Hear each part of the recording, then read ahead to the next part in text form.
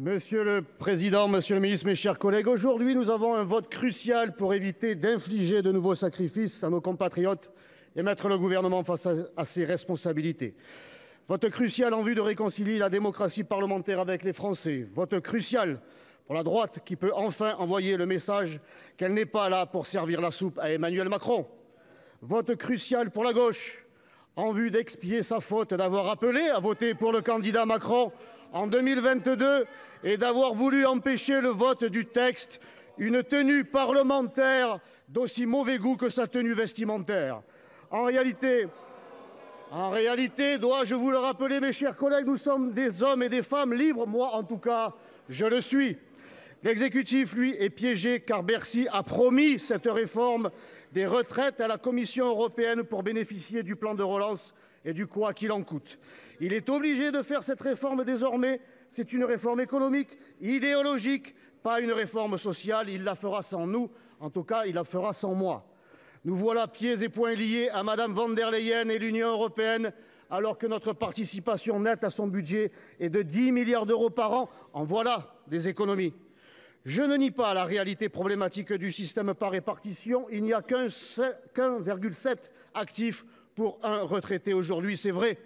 Cependant, ce n'est pas la faute des Français si, pour se plier aux exigences de l'ultralibéralisme, les gouvernements ont abandonné depuis 30 ans notre tissu agricole et industriel à une concurrence étrangère déloyale, jetant des millions de Français au chômage et nous privant ainsi d'autant de cotisants.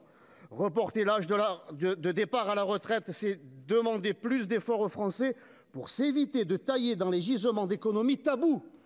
Car des économies, il y en a à faire sur la fraude sociale, 20 à 30 milliards, sur la fraude fiscale, près de 40 milliards selon un rapport sénatorial, sur le recours au cabinet de conseil, 2,5 milliards selon l'inspection générale des finances, sur la fraude migratoire, plusieurs dizaines de milliards, dans un pays où les prélèvements obligatoires représentent un record européen de 45% du PIB.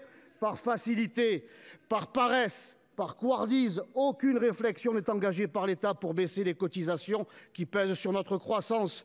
Comme les précédents, le gouvernement actuel préfère sacrifier les travailleurs et les mères de famille plutôt que de sacrifier son allégeance européiste en engageant les réformes structurelles nécessaires et urgentes, c'est-à-dire revenir à un État stratège qui protège le présent et prévoit l'avenir en soutenant l'industrie, le monde paysan, créer des emplois qualifiés pour les plus jeunes, engager une politique familiale ambitieuse encourageant la natalité française et exclusivement française.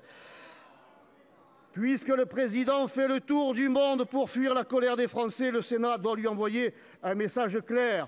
Quand le président Macron prend une cuite à Kinshasa, ce n'est pas aux Français à avoir la gueule de bois.